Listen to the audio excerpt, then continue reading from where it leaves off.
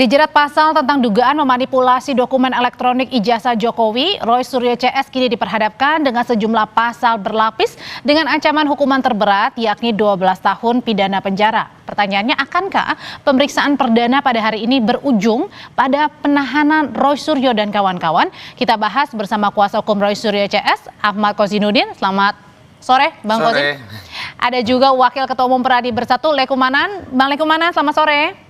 Selamat sore, Mbak. Dan ada juga mantan Kapolda Jawa Barat, Anton Carlian. Selamat sore, Pak Anton. Selamat sore, Mbak Udi.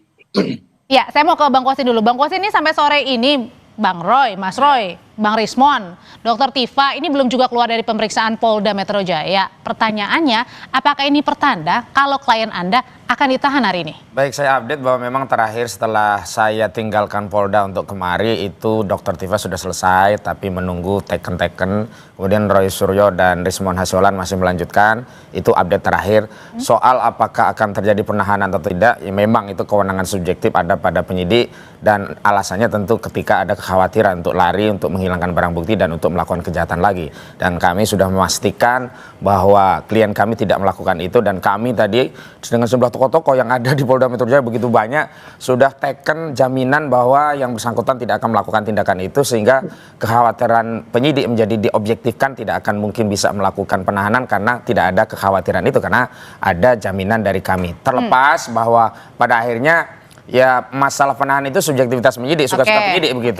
Tapi kami harapkan kami mendapatkan perlakuan yang adil dalam proses penegakan hukum, karena pada saat yang bersamaan Polda Metro Jaya juga memeriksa seorang dan sampai pada status tersangka, yakni Firly Bahuri yang sudah 2 tahun status tersangka sampai hari ini tidak ditahan. Jadi saya kira kami sendiri tidak memiliki rasa khawatir akan terjadi penahanan, apalagi ada pesan dari Presiden Prabowo Subianto terkait hal ini, tidak boleh ada kriminalisasi kepada rakyat kecil begitu. Jadi kalau dari pengacara Roy Suryo, Bang Lekumanan yakin dan meminta untuk tidak ditahan, tapi kenapa Peradi Bersatu justru meminta penyidik Polda menahan Roy Suryo CS? Ya, artinya gini, terkait dengan penahanan memang merupakan kewenangan daripada penyidik ya. Cuman di sini kan kami yang sudah 7 bulan yang menunggu, ya kan, membuat laporan polisi ya, sudah selama 7 bulan ini pasti ada permintaan dari kami. Kami minta memang secara lisan agar terhadap ketiga tersangka yang sudah diperiksa ini hari, kami minta memang untuk dilakukan penahanan. Kenapa? Karena itu merupakan permintaan dari kami, ya kan, permintaan secara lisan. Karena kenapa? Ya kan, terkait dengan sangkaan pasal yang diduga dilakukan oleh para terlapor atau tersangka ini, ancaman pidananya kebanyakan lebih dari 5 tahun, sehingga secara subjektif ada bahwa kewenangan polisi boleh melakukan penahanan terhadap peristiwa-peristiwa yang ancaman hukumannya di atas 5 tahun. Jadi itu memang goal daripada kami. Karena kan kami melaporkan seseorang atau kelompok orang adalah tujuannya supaya sampai ditetapkannya tersangka hingga dilakukannya penahanan. Karena kenapa? Untuk agar para terlapor ini atau tersangka ini tidak lagi mengulangi perbuatannya. Karena jelas di sini kami lihat makin hari makin banyak produk-produk yang kemudian jadi makanya Anda meminta untuk ditahan langsung di pemeriksaan hari ini perdana ya? Kami minta untuk dilakukan penahanan. Itu adalah untuk penegakan hukum yang benar gitu. Apabila tidak dilakukan penahanan, maka kami akan lakukan upaya hukum juga, seperti itu. Sebenarnya Pak Anton, penegakan hukum ini seperti apa sih yang benarnya begitu antara ketika seseorang ditetapkan sebagai tersangka dengan ancaman pidana di atas 5 tahun, ini ditahan atau tidak? Ini tolak ukurnya kayak gimana? Ya, tadi juga sudah disampaikan oleh rekan-rekan pembicara terdahulu, kan ada syarat subjektif, ada syarat objektif. Syarat subjektif seperti tadi adalah tidak melarikan diri, tidak menghilangkan barang bukti, tidak mengulangi tindak pidana. Adapun syarat objektif diancam 5 tahun lebih. Nah, di sini, apakah penyidik ini bisa menahan atau tidak? Ya sebetulnya tergantung daripada Bang Suryo itu sendiri. Di sini ada kekhawatiran mungkin dari Peradi, Bang Suryo itu tadi mengulangi tindak pidana. Apalagi beliau ini pernah ditahan juga tahun 2023 dalam kasus yang sama. Nah, ini mungkin kekhawatiran ini. Jadi sebetulnya ditahan atau tidak memang kewenangan Polri, tetapi juga tidak semata-mata itu dari pihak Bang Suryo juga mohon untuk menahan diri sepanjang nanti begitu di publik gitu kan kan ada kesengajaan, ini salah satu unsurnya itu agar diketahui umum, yaitu virtual publiknya. Kesengajaan ini apabila Bang Suryo melakukan hal itu lagi, jangan disalahkan nanti apabila di dalam pemeriksaan kedua. Sebenarnya nanti Pak Anton, kesengajaan nanti seperti apa sih yang ditakutkan? Kenapa? Kesengajaan seperti apa sebenarnya yang ditakutkan ini? Ya, kesengajaan kan salah satu di dalam ancaman pidananya ini adalah yaitu 310, 311 dan ujaran kebencian yang bersifat sara. Nah, apabila hal itu sendiri semakin merebak di publik, semakin gaduh, nah ini kan itu yang ditakutkan itu. Nah, itu jangan membuat kegaduhan-kegaduhan ini. Apabila ditakutkan membuat kegaduhan ya. Terjadi, ya otomatis insya Allah saya percaya tidak akan ditahan. Tapi kalau dilakukan kegaduhan lagi, jangan salahkan nanti wah ini kriminalisasi, karena ini sudah melalui proses-proses penyidikan yang secara profesional, ada gelar perkara internal, ada gelar perkara eksternal. Nah, ini sudah melalui satu tahap penyidikan profesional. Ditahan ditahan atau tidak itu merupakan kewenangan dari penyidik. Kalau gitu pertanyaan berikutnya Bang Kosi, kalau misalnya ditahan hari ini Roy Suryo CS, apa yang akan Anda lakukan? Usai jeda ya, tetap bersama kami. Klien Anda masih diperiksa Bang Kosi Nuri. Jadi pertanyaannya, kalau misalnya nanti klien Anda nih ditahan langsung hari ini, apa yang akan Anda lakukan? Yang pertama akan saya sampaikan kepada publik seluruh rakyat bahwa institusi Polri tidak adil, tebang pilih, pilih tebang, zolim kepada rakyat. Karena apa? Telah secara telanjang menunjukkan penegakan hukum yang tebang pilih, pilih tebang. Kepada Firly Bahuri tidak ditahan, sementara kepada klien kami ditahan. Kepada Sylvester Matutina yang dulu tahapannya juga penyidikan dan itu pernah menjadi tersangka juga tidak pernah ditahan, padahal pasalnya juga pencemaran, tidak ditahan. Kepada klien kami ditahan. Namun saya ingin tegaskan bahwa kita itu bolehlah berpendapat, tapi jangan prematur atau jangan kesusu begitu. Bung Lecumanan ini kan gak ada relevansinya dengan pemeriksaan hari ini. Hari ini itu adalah pemeriksaan klaster kedua yang dimajukan pemanggilan sebagai tersangka. Di dalam klaster kedua itu tidak ada pasal-pasal yang dilaporkan oleh Lecumanan. Kenapa? Karena di klaster kedua itu justru yang dipersoalkan adalah 310 KUHP, 311 KUHP, 27A Undang-Undang ITE, dan memang ada pasal yang kami konsisten sebut itu selundupan dengan motif untuk menahan. Ini pasal 32 Undang-Undang ITE dan pasal 35 Undang-Undang ITE. Sementara klaster pertama itu baru ada 160 KUHP yang dilaporkan oleh Lecumanan dan kawan-kawan.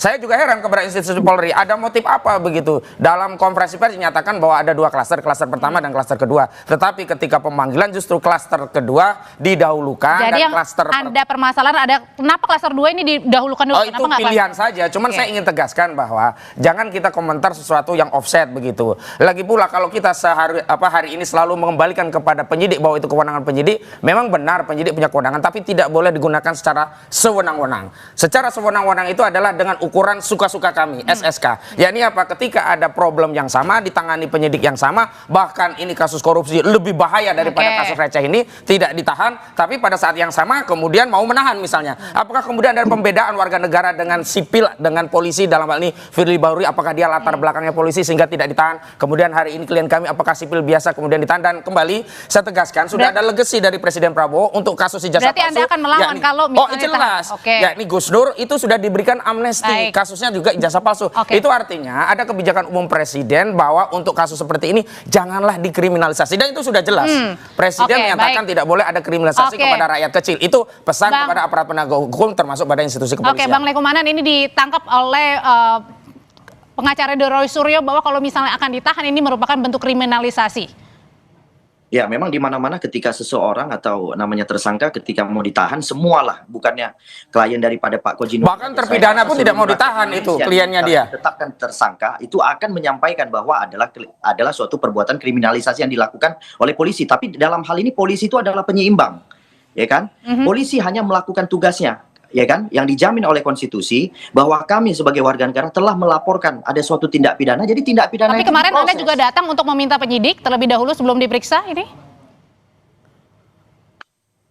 Gimana? Bang Lecumanan, tapi kemarin Anda juga dan kawan-kawan datang ke penyidik juga untuk meminta penahanan sebelum diperiksa? Yang disampaikan oleh Bang Koji Nurdin, ada klaster 1, ada klaster 2, memang ada penjelasan terkait klaster. Tapi dalam surat penetapan tersangka kepada kejaksaan itu tidak ada lagi namanya klaster. Itu disampaikan dalam surat penetapan tersangka itu 8 orang, ya kan? Nah, itu yang kemudian ditembuskan kepada saya selaku pelapor, ya kan, kemudian ditembuskan lagi kepada Pak Jokowi, ditembuskan juga kepada Pak Maret Samuel, dan satu lagi Andi Kurniawan. Jadi kami ini dianggap sebagai pelapor di dalam semua tersangka-tersangka tersebut. Jadi menurut saya terhadap 3 tersangka itu ya kami meminta, ya kan, karena kami diberikan surat penetapan tersangka dan SP2HP terhadap perkara tersebut, kami meminta langsung secara lisan agar ketika diperiksa tolong dilakukan penahanan. Karena kenapa? Ini sudah jelas mengulangi perbuatannya, ya kan, kemudian memperbanyak lagi barang-barang bukti, ya kan, yang ada white paper itu, ya kan, ya Kak, saya meminta juga kepada pihak kepolisian kalau bisa dalam pemeriksaan tersangka ini tolong disita barang-barang bukti tersebut gitu. Jadi menurut saya itu adalah hak yang diberikan konstitusi kepada kami selaku pelapor, itu sah-sah saja menurut saya gitu. Terhadap kira-kira ada kata kriminalisasi, ya itu semua orang yang mau ditahan ya pasti menyampaikan kata yang Dan saya kira inilah yang disebut dengan intervensi kepada institusi kepolisian. Karena dasar untuk melakukan penahanan itu bukan ada permohonan dari pelapor, tapi ada kekhawatiran, ada syarat objektif maupun subjektif. Objektif sudah terpenuhi karena ada pasal yang diselundupkan sehingga ada yang 5 tahun lebih sehingga bisa menahan. Subjektif adalah kekhawatiran polisi. Janganlah kekhawatiran itu dikompori oleh pelapor dengan alasan oh ini nanti dia akan mengulangi, lalu ditekan-tekan. Kemudian publik bertanya, oh apakah polisi selemah itu ditekan-tekan pelapor sehingga harus menahan hanya untuk memuaskan pelapor? Apakah polisi mau mengorbankan marwah institusi hanya untuk memuaskan pelapor dengan menahan anak bangsa?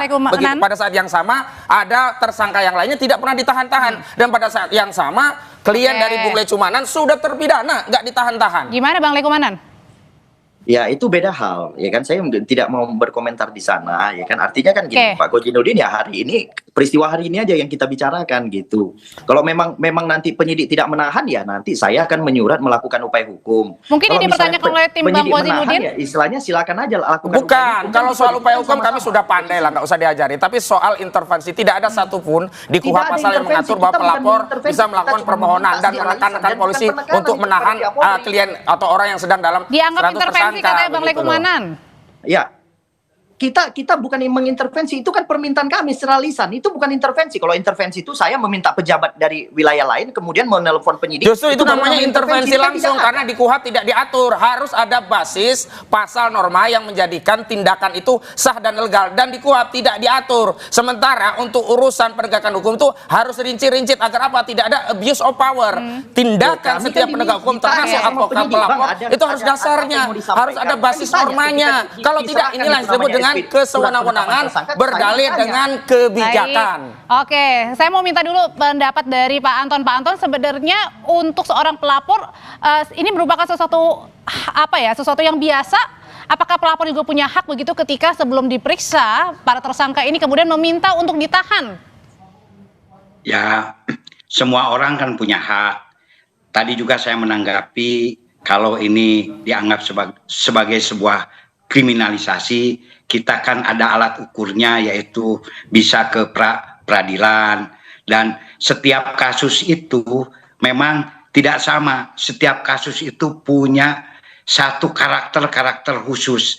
Nah, di sini justru yang dititik beratkan ini di Undang-Undang ITE atau di 310, 311 itu pencemaran nama baik itu, yaitu menyebarkan di muka umum. Nah, apabila menyebarkan di muka umum ini makin menimbulkan kegaduhan, diduga itu akan terjadi. Nah, tidak menutup kemungkinan penyidik akan bertindak. Jadi jangan disamakan, mungkin mohon maaf ini. Kenapa kalau 310, 311 yang ini tidak ditahan, tetapi yang ini ditahan. Jadi setiap kasus itu punya spesifikasi sendiri. Nah, di sini kita bisa melihat apakah beliau ini, Bang Suryo ini, ada keseriusan, kesengajaan ingin menyebarkan di muka umum tentang mungkin ujaran-ujaran atau mungkin yang dianggap ijazah palsu itu. Nah, ini tergantung publik. Nah, makanya mungkin dari Peradi pun juga menyatakan atau mengemukakan pendapatnya sehingga menginginkan untuk Penahanan ditahan. langsung ya. Saya Oke. kira itu yang Baik. disebutkan oleh Seladi. Saya kira kalau pendapat itu disampaikan secara private itu nggak masalah dan itu umum lazim. Tapi ini disampaikan kepada publik seolah-olah mempengaruhi publik, mempengaruhi institusi kepolisian untuk melakukan penahanan, itu yang keliru. Yang kedua saya ingin tegaskan, kalau persoalannya khawatir 311, 310 KUP, nggak ada masalah Pak Anton, wong itu syarat objektifnya tidak dipenuhi, itu kan hanya 9 bulan dan 4 tahun. Kami pun siap bertarung kalau dituduh fitnah, dituduh pencemaran karena tidak ada alasan objektif untuk menahan. Tapi persoalannya alat kekuasaan dipinjam oleh pelapor, oleh Joko Widodo untuk menyelipkan pasal 32, 35 di kasus Roy Suryo, Tiva dan juga Rismon, dan menyelipkan pasal 160 di kasus layer yang pertama, yakni Egy Sujana, Kurnia Tria Royani, DH, Eldamai Hari Lubis, Rustam Effendi dan Rizal Fadila. Ini yang tidak adil dan jangan kemudian menggunakan parameter kriminalisasi itu diselesaikan melalui pra peradilan. Pra peradilan itu hanya untuk urusan formil dan Jadi ketika beda pra peradilan artinya. beda, karena itu kriminalisasi itu harus diadili dengan apa? Pendapat publik dengan parameter yang objektif. Parameter objektifnya apa? Ada kasus yang sama di Polda Metro Jaya, satu tersangka, satu juga tersangka. Kenapa yang satu nanti ditahan, yang satu dibiarkan? Udah nggak usah pusing-pusing. Apalagi kasusnya kalau kita bicara ancaman pidana terkait masalahnya untuk publik, korupsi itu lebih berbahaya daripada sekedar mencemarkan pribadi orang begitu. Saya mau nanya kalau gitu ke Bang Lekumanan, kenapa Anda dan kawan-kawan ini meminta untuk penahanan, apa alasannya? Alasannya itu yang tadi, Mbak, terus-terus mengulangi perbuatannya. Setiap hari ada lagi informasi yang disebar, ya kan? Mencemarkan Kemudian nama baik Pak berusaha- Jokowi maksudnya? mencemarkan nama baik Pak Jokowi, mempengaruhi masyarakat agar masyarakat percaya bahwa produk yang digunakan oleh Pak Jokowi adalah produk palsu. Jadi ini kan bahaya. Sekarang sudah masuk lagi ke Pak Gibran, bahwa Pak Gibran tidak pernah tamat SMA, ya kan? Nanti besok lagi masuk lagi ke Jan Etes. Nanti seolah-olah Jan Etes tidak pernah punya akta lahir, kan bingung kita jadi artinya. Jadi saya meminta ini supaya dilakukan penahanan, karena kenapa? Agar tersangka ini tidak mengulangi perbuatannya. Ini sudah tiap Itu Bang hari yang diulangi ditakutkan, terus mengulangi perbuatannya. perbuatan. Itu kan praduga, sementara sudah jelas ya kliennya Lecumanan sudah terpidana pun nggak pernah ada tuntutan mereka, tolong dong Pak Lecumanan ditahan, ditangkap karena sudah inkrah, nggak ada lagi asas presumption of innocence bisa menjadi dalil untuk tidak menahan orang. Nah di sini belum ada putusan loh. Janganlah anak bangsa kemudian ditahan, kemerdekaannya direnggut, padahal dia belum terbukti secara hukum untuk melakukan satu tindak kejahatan. Sementara kita ingin orang itu kemerdekaannya dirampas. Berarti memang sudah ada ya motif jahat, bukan penegakan hukum, bukan untuk mencerdaskan umat, mencerdaskan masyarakat tentang kondisi bangsa yang hari ini terbelah hanya gara-gara selembar dokumen. Motif jahatnya begitu. maksudnya apa nih? Motif jahatnya adalah ingin memenjarakan orang padahal belum ada vonis. Kenapa? Karena dengan demikian mereka merasa pendapat-pendapat yang lainnya itu tidak cocok dengan pendapatnya, sehingga pendapat-pendapat ini dianggap kriminal atau kejahatan, sehingga pendapat-pendapat yang disampaikan ini jangan lagi ada di ruang publik dengan cara apa? Dipenjarakan orang. Oke, Gitu. apakah Pak Anton sendiri sepakat bahwa tadi ya dengan kalau misalnya ditahan sendiri, ini kemudian mengkriminalkan atau mengkotak-kotakan suara-suara dari rakyat nih? Kalau saya ya kurang sepakat lah, karena setiap kasus itu ya punya karakteristik sendiri-sendiri, dan di sini bukan masalah 310 311, justru titik beratnya itu di undang-undang ITE. Di undang-undang ITE itu sendiri kan sudah jelas menyebarkan kebencian yang bersifat sara maupun individu. Nah, ini sudah jelas. Nah, dan di sini justru motifnya itu bisa dilihat apabila keseriusan motif, kesengajaannya itu berulang-ulang terus dilakukan di hadapan publik. Oke, makanya masuklah undang-undang ITE. Oke, itu yang apakah juga penilaian dari penyidik sendiri ketika misalnya nih ada tersangka yang kemudian katakanlah Mas Suryo CS ini menyebarkan fitnah begitu ya, pencemaran nama baik kepada Pak Jokowi. Kalau misalnya tadi datang dengan baik-baik, tidak kemudian meyakini bahwa ijazah Pak Jokowi asli, apakah ini menjadi pertimbangan juga untuk ditahan atau tidaknya ketika berkelakuan baik? Ya saya kira karena pertimbangan itu kan pertimbangan subjektif. Nah subjektif itu ya tergantung daripada perilaku daripada tersangka itu sendiri. Nah masalah polisi memang betul tidak bisa menentukan apakah itu palsu atau tidak. Tetapi kan di sini sudah dijelaskan bahwa identik dengan ijazah-ijazah yang lain gitu kan. Nah ketika lembaga formal sendiri yaitu UGM menyatakan bahwa identik dengan para lulusan-lulusan yang sesuai tahunnya dan menurut lab POR juga maupun lab krim juga sesuai, baik tahun, cetak maupun lain-lain. Terus mau apa lagi gitu kan? Nah, dan polisi itu pun juga bukan satu-satunya. Kita ini menganut criminal justice system. Ada polisi, ada jaksa, dan juga ada pengadilan. Nah, ini kan bisa dilakukan, dan kalau menurut saya, oh ini kalau ada kriminalisasi jangan pakai pra peradilan. Terus kalau tidak pakai pra peradilan mau apa? Apa mau pengadilan jalanan atau pengadilan publik? Ini kan tidak bisa. Kita ini negara hukum, negara yang berdasarkan hukum. Dan para pengacara pun juga adalah termasuk penegak hukum.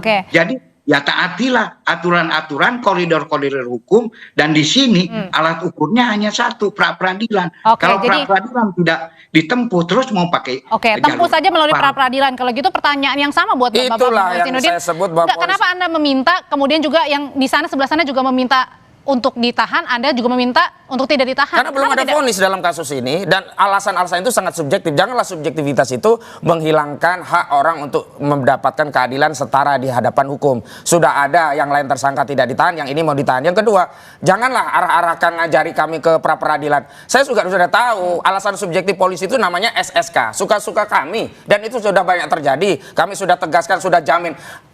Misalnya ya, ini subjektivitas khawatir. Kalau sudah kita jamin harusnya kan nggak ada kekhawatiran. Itu juga nggak diindahkan oleh polisi. Sekarang saya ingin tegaskan begini saja. Kalau institusi kepolisian lebih memilih suka-suka kami itu sebagai parameter untuk menahan seorang ketimbang masyarakat yang hari ini menonton, melihat kasus ini secara luas jutaan orang, ya kami persilakan. Tetapi kami tidak ridho institusi kepolisian menjadi turun wibawanya, rusak legitimasi hanya gara-gara ingin melayani laporan dari saudara Makanya Anda bilang dan siap juga tempur. Saudara Jokowi. Ya, kami siap tempur, dan metode untuk bertempur itu pilihan kami. Mana yang kami tempuh tidak usah diajari begitu. Bang Lekumanan, kalau misalnya hari ini Roy Suryo CS tidak ditahan, apa yang Anda akan lakukan? Ya, kita akan menyurat ya, artinya menyurat ke seluruh instansi ya, terutama ke Kompolnas, kemudian ke Kapolda Metro, kemudian juga ke Kapolri, Wakapolri, Irwasum Polri, Kadip Propam Polri, dan Kabid Kum Polri. Kami akan menyurat ke semua lembaga Polri, ya kan, terutama Kompolnas. Kami akan meminta agar dilakukan pemeriksaan terhadap penyidik yang telah memeriksa para tersangka ini gitu. Berarti ada apa kan gitu kan? Ada apa? Intinya kami di sini tidak mengintervensi, tapi permintaan kami selaku pelapor adalah kami meminta agar dilakukan penahanan. Tolong dilakukan penahanan agar tidak terjadi lagi peristiwa-peristiwa seperti ini. Kalau perbuatan pidana seperti ini yang udah masif dan sistematis dibiarkan aja, dibiarkan terus, ini akan timbul lagi roy-roy lainnya gitu loh. Karena itu tunjukkan saja ijazahnya biar situasi ini segera jelas, selesai. Gitu. Selama ini kan dibikin masalah karena ijazah itu tidak pernah diperlihatkan. Ijazah inilah sumber kegaduhan selama ini. Sehingga terbelahlah anak bangsa. Orang otot-ototan hanya gara-gara selembar ijazah. Jahat sekali nih orang yang punya ijazah nggak nunjuk-nunjukin sehingga anak bangsa ini terbelah. Oke, sudah kita tangkap kalau gitu pesannya. Bang Kozi, terima kasih. Bang Lekumanan, terima kasih. Pak Anton, terima kasih. Selamat sore semua. Sore. Selamat sore.